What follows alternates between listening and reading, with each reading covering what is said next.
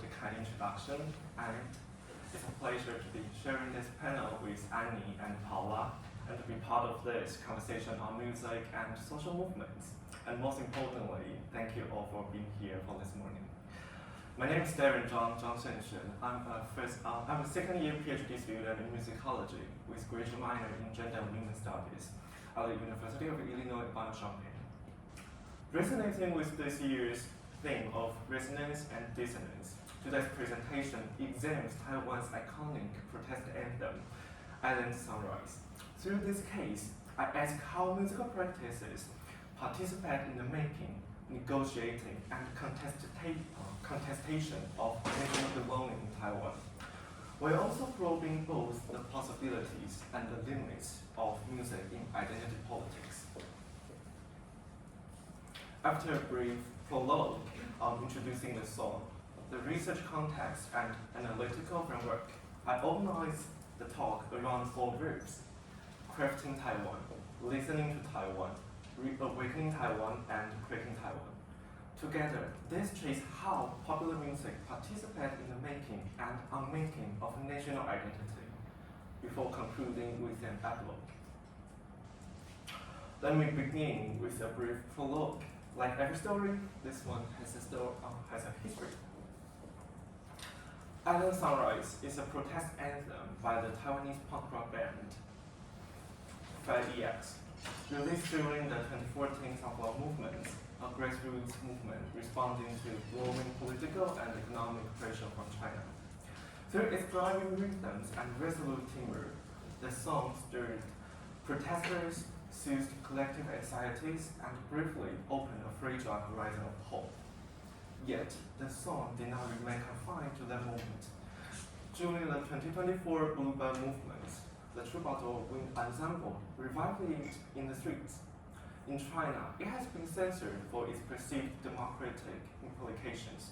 Within Taiwan, it has been criticized as pro-independence and even circulated ironically as a political thing to mock those who pursue Taiwanese sovereignty.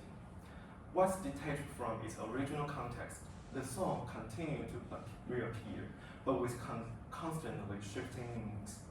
This raises the question that motivates my project. How can a protest song simultaneously unite Taiwan and also divide Taiwan? And how might this paradox become meaningful at the intersection of ethnomusicology and Taiwan studies? Questions of music and identity have long occupied ethnomusicology, but much of this scholarship assumes relatively stable nation states. Taiwan complicates that assumptions. As Wang Hongwen argues, Taiwan is more of an emerging state than others in the world. Likewise, Lev Nachman described Taiwan as a contested state that maintains de facto sovereignty while remaining internationally unrecognized and simultaneously claimed by the contesting state, namely China. Rather than treating this ambiguity as exceptional, it actually provides a productive site for rethinking how protest music operates when national belonging is continually negotiated rather than taken for granted. Against this backdrop, today's presentation is guided by 3 questions. First, an operational question: how do musical practices mediate the formation, transformation, and the negotiation of Taiwanese national identities? Second, an analytical question: how do songs function as semiotic and affective media that both unify and differentiate competing visions of national identity in Taiwan? And finally, a theoretical question: what can music do in identity politics, and where are its limits? For me, music as a cultural product requires us to take the music itself and the people around it equally seriously. Yet scholarship has often privileged one over the other. To explore these questions, this study combines musical analysis informed by Thomas Turino's adaptation of Persian semiotics, interviews with musician protesters, and episodes surround the song's circulation across multiple social and political scales. The integration of semiotics and affect theory has been widely discussed in social theory. As Brian Masumi, we received from Brian Masumi, and echoed earlier by Emil Durkheim. And building on this, recent scholarship on nationalism has foregrounded its affective dimensions. For Marco Antonich and Michael Skay, they said national belonging is constituted not only through discourse and representation, but also through embodied feelings, emotional attachment, and everyday practices. With the prologue in place, I now move into my preliminary findings. I begin by examining how Island Sunrise operates as an archive of Taiwanese symbols through which Taiwanese national identity is articulated. This section is also the most interactive part of the talk. In a sense, all of you here are about to become part of the field. Whether or not you are from Taiwan, I invite you to bring your own critical listening positionalities with you, because listening is never neutral. And simply join me in experiencing the music to listen to it. This slide outlines my analytical framework for music analysis. Through a semiotic reading of verbal and non-verbal signs across 3 layers, text, sound, and image, I conceptualize Island Sunrise as an archive of Thai symbols. Like Thai, I refer to cultural signs widely perceived as carrying a distinctively Taiwanese sensibility. From next slide, you will see many of these symbols draw on Taiwan's serial colonial legacies, while their meanings have been reinforced through repeated circulation over time. From the beginning of the song's creation, both 5EX, lead vocalist Yang Dazhen, and student leader Lin Feifan insisted that it be written in Taiyu. And in Taiwan, Taiyu is a highly performative language. It carries strong associations with everyday life, local belonging, and generational identity. Writing the song in Taiyu, therefore, endowed it with a powerful indexical connection to Taiwanese identity. This is further reinforced through accents, which functions as a meta-symbol of local identity. Furthermore, the song's narrative world likewise draw on familiar motifs from Thai pop music, particularly the figures of the mother, lover, those figures long associated with Thai song traditions and Enga influenced repertoires. Together, language, accent, and narrative imagery assemble a constellation of Thai symbols through which the song articulates a particular vision of Taiwan. If we turn to the musical materials themselves, one reason Island Sunrise may sound distinctively Thai lies in its use of Yunanuki Tangongai. It's a pentatonic scale commonly found in both Thai pop songs and Japanese enga. I invite you to listen to a short excerpt from the verse. As you listen, consider your own critical listening positionality. Does this melody feel familiar? Does it evoke particular emotions or associations?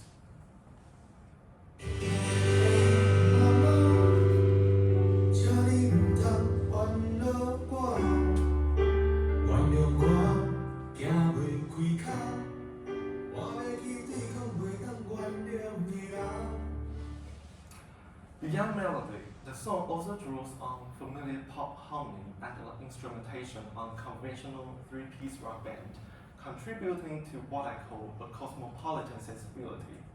Moreover, musical style is not politically neutral, rather it signals a sense of rebellion, and it becomes a resource for reimagining Taiwan. And there are more examples we should listen together, but for the sake of time, I will leave this for later discussion, or we could discuss it later. But at this point, I want to shift the focus from the song itself to the act of listening.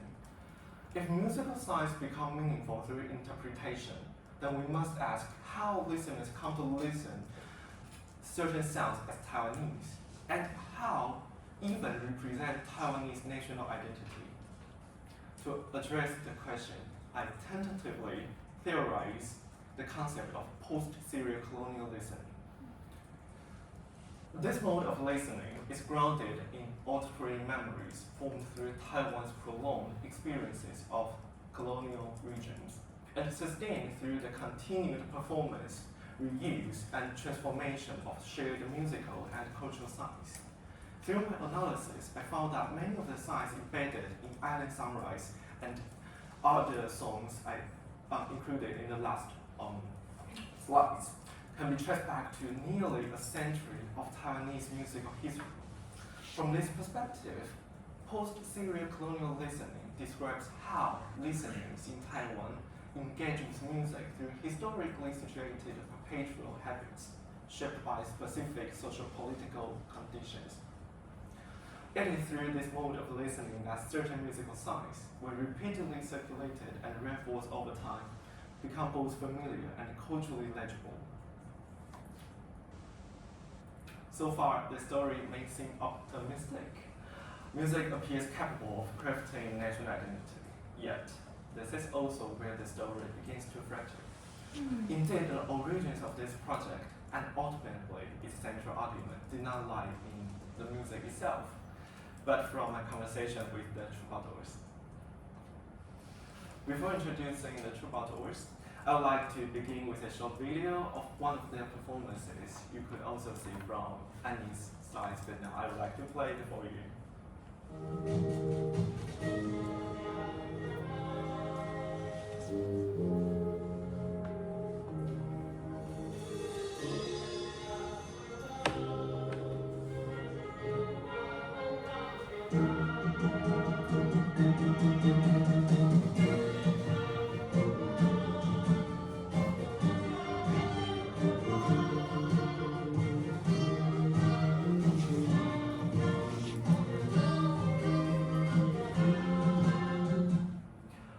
The Troubadour Wind Ensemble is an ad hoc wind band formed by amateur and some professional musicians during the 2024 Blue Blood movement and another major social movement in contemporary Taiwan. But what does troubadour mean here? According to my interviewees, the term comes from online RPG games, where troubadours are support characters who strengthen others rather than fight. These musician protesters, or troubadours, adapted the name to describe their own role within the movement, not leading protest, but sustaining fellow demonstrators through music. For me, this ensemble also carried a personal significance. As an amateur French horn player in Taiwanese wind bands, I recognize many familiar faces among them. In my interviews, troubadours consistently describe the significance of protest music less than in terms of political persuasion than affective experience. For many troubadours, Island Sunrise is valued not primarily for what it says, but for what it does. It sustains participation, reinforces solidarity, as several participants put it, simply gives strength in the moment. What the song Reawakens is not necessarily a shared political position, but a temporary sense of collective attachment and effective continuity within protest space. It was through deeper conversation with Han Wei, a participant in both the Sunflower and Bluebird movement, as well as an arranger and conductor of the Troubadour Wind Ensemble, that I began to recognize a more ambivalent dimension of protest music. For Han Wei, music is undeniably powerful, yet it is also remarkably fragile. When music communicates affective meaning, its interpretation remains open, unstable, and ultimately beyond anyone's control. These very qualities that enable protest music to forge solidarity also make it susceptible to represent reinterpretation and slippage. Music can generate collective attachment, yet it also carries the potential to fracture that attachment from within. To better understand this ambivalence, in the last part before the epilogue, I turn to 3 episodes surrounding Island Sunrise. This episode shows how the same song is listened and reinterpreted across different social and political contexts, revealing how music can move from crafting national identity to cracking it. From the perspective of the song's cross-strait circulation, one revealing episode occurred in 2015 when Island Sunrise received the Golden Melody Award for Song of the Year. Accepting the award, player EX declared, "God bless Taiwan, may Taiwan become a better country." The Chinese broadcaster Tencent video immediately cut the live broadcast. Later in the documentary Silent Sunrise, lead vocalist Yang Dazhen later reflected that the song represented the emergence of democratic awareness, precisely what the Chinese authorities sought to suppress. This episode marks one of the earliest moments in which the song became a site of political contestation across the Taiwan streets. Within Taiwan itself, Island Sunrise has likewise become an object of political contestation. One recent example followed the 2025 Taiwan Creek Barrier Lake disaster in Chuang. As thousands of volunteers gathered to assist with relief effort, many came together outside Guangfu Station to sing Island Sunrise in solidarity with affected communities. Yet what many participants experienced as a gesture of care and collective support was criticized by the opposition KNT as a political performance. The same musical act was thus interpreted through competing political lenses, further I